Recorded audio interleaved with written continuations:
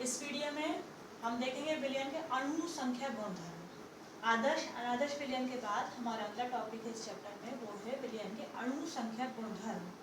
ठीक, नाम से ही हमको समझ में आ रहा है किसी विलयन के ऐसे गुण जो विलयन में उपस्थित विलय कणों की संख्या अर्थात विलय अणुओं की संख्या पर निर्भर करते हैं, ना कि उसकी प्रकृति पर, कि विलय आपका वाष्पशील है या अवाष्पशील है। तो ऐसे गुण हमारे विलयन के अणु संख्या गुणधर्म कहलाते हैं, जो विलय कणों की या अणुओं की संख्या पर निर्भर करते हैं। अब प्रकार देखें हम तो अणु संख्या गुणधर्म निम्न 4 प्रकार के होते हैं। पहला है हमारा वाष्पदाब में आपेक्षिक अवनमन, दूसरा है क्वथनांक में उन्नयन, तीसरा है हमारा हिमांक में अवनमन, चौथा है हमारा परासरण दाब। तो ये 4 अणु संख्या गुणधर्म हैं जो अणुओं की संख्या पर निर्भर करते हैं।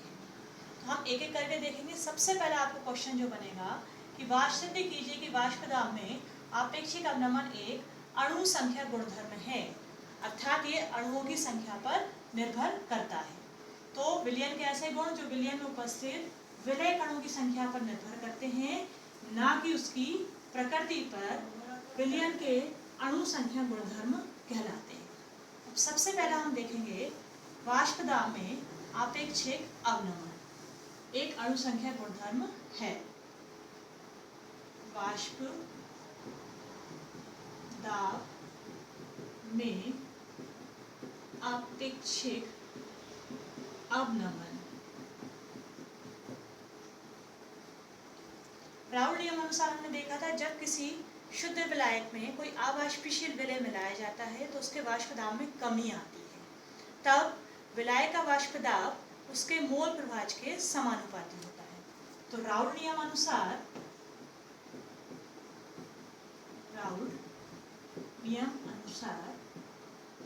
P बराबर Pa समानुपाती था हमारा x के, अर्थात विलायक का वाष्पदाब उसके मोल प्रभाज के समानुपाती होता है, या Pa बराबर KXA, जहाँ K आपका समानुपातिक स्थिरांक है, जहाँ K एक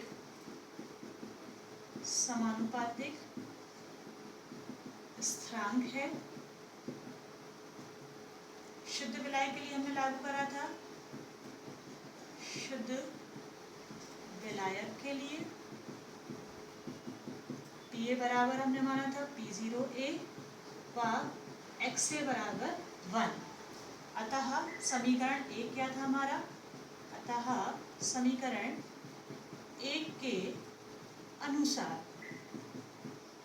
Pa बराबर आ गया था हमारा K इंटू 1, सॉरी P0A बराबर K इंटू 1, तो P0A बराबर K।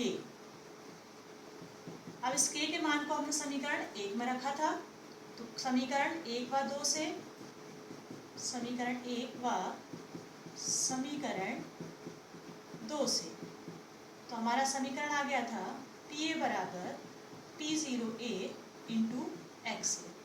ये हमारा राउल का नियम था, ये हम पढ़ चुके हैं पहले ही।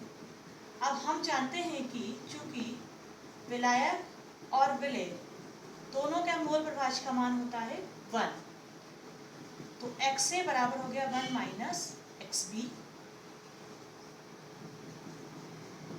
XA यानी विलायक का मोल प्रभाज बराबर हो गया 1 माइनस XB।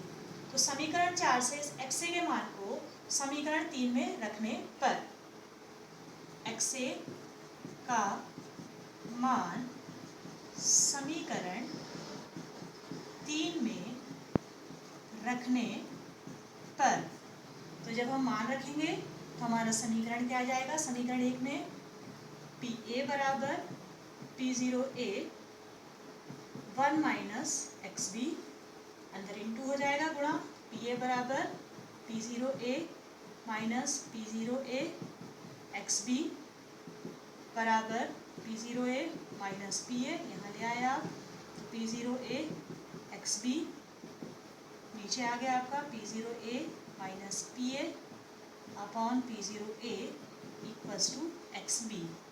ये समीकरण हमारा 5 आ गया। समीकरण 5 में P0A minus Pa upon P0A ये कहलाता है हमारा वाष्पदाब में आपेक्षिक अवनमन। वाष्प दाब में आपेक्षिक अवनमन, और xp है हमारा विलय का मोल प्रभाज। xp हमारा क्या होता है? विलय का मोल प्रभाज। तो समीकरण 5 से आपका स्पष्ट है कि विलयन में वाष्प दाब में आपेक्षिक अवनमन विलय के मोल प्रभाज अर्थात xp के बराबर होता है। और हम जानते हैं कि विलय का मोल प्रभाज विलयन में उपस्थित विलय के मोलों की संख्या पर निर्भर करता है, अर्थात उसके कणों की संख्या पर निर्भर करता है। अतः समीकरण 5 से सिद्ध होता है कि वाष्प दाब में आपेक्षिक अवनमन एक अणु संख्या गुणधर्म है। तो सबसे पहले हमको यही सिद्ध करने आएगा कि सिद्ध कीजिए कि वाष्प दाब में आपेक्षिक अवनमन एक अणु संख्या गुणधर्म है। तो सर्वप्रथम हमने राउल नियम को जो पढ़ चुके हैं वही है कि राउल नियम अनुसार Pa/T विलाय का वाष्प दाब उसके मोल प्रभाज के समानुपाती होता है। तो Pa बराबर के x से आ गया, के हमारा समानुपाती स्थिरांक था। शुद्ध विलाय के लिए हमने समीकरण 1 को लागू कर दिया जिसमें Pa बराबर P0 है और x बराबर 1 होता है। तो समीकरण 1 हमारा आ जाता है P0A बराबर k।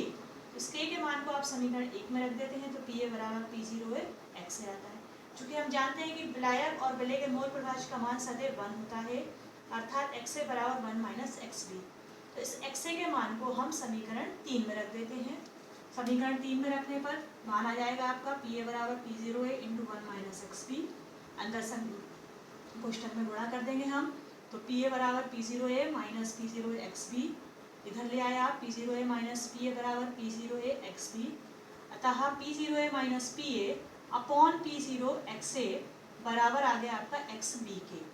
xb जहाँ पर होता है विलय का मोल प्रभाज, और P0A minus Pa upon P0A बराबर होता है वाष्प दाब में आपेक्षिक अवनमन। तो समीकरण 5 से स्पष्ट है कि वाष्प दाब में आपेक्षिक अवनमन विलय के मोल प्रभाज के बराबर आया है, और विलय का मोल प्रभाज विलयन में उपस्थित विलय के मोलों की संख्या पर निर्भर करता है। अतः वाष्प दाब में आपेक्षिक अवनमन एक अणु संख्या गुणधर्म होता है।